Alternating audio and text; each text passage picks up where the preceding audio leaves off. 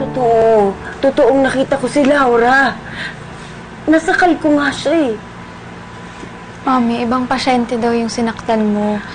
Never pang nagpunta dito si Nanay Laura. Kitang-kita ng dalawang mata ko. Si Laura yun. Bakit naman ako mag-iimbento ng isang bagay na alam ko ikapapahamak ko?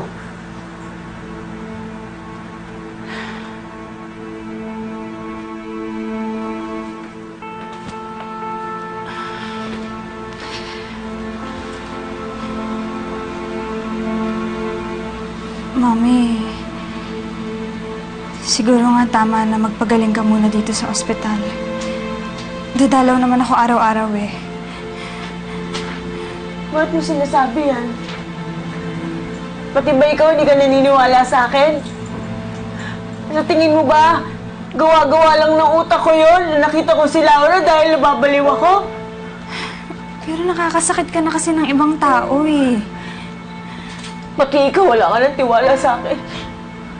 Mami, ang gusto ko lang gumaling ka. Gusto mo gumaling ako? Sige. Nurse! Nurse! Nurse! Nurse! Bilisan mo. Bigyan mo ako ng pampakalma yung binigay mo sa akin. Bigyan mo ako. Mami. Pero ma'am, kakainom niyo lang po kanina. Oy, bigyan mo ulit ako. Iinom ako ng iinom hanggang sa gumaling ako. Di ba yun ang gusto mo? Mami, wag naman ganyan! Dali, bigyan mo ako. Ito po. Bilisan mo.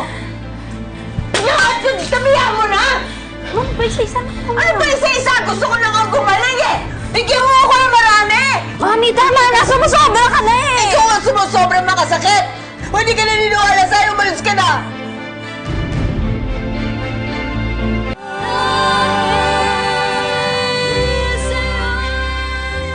Umalis ka na! Huwag mo naman itong gawin sa sarili mo. Hindi kayo lahat naniniwala sa akin na tingin nyo sa akin, baliw ako! Yun! Baliw ako! Umalis kayo! Umalis kayo lahat! Umalis ka na! Umalis ka na!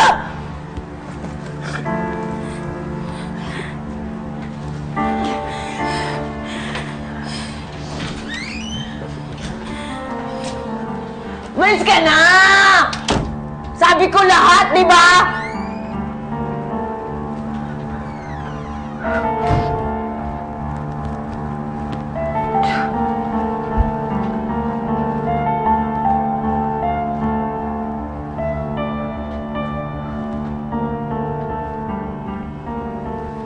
Nagsisimula na pong lumala ang delusions at paranoia niya dahil sa gamot.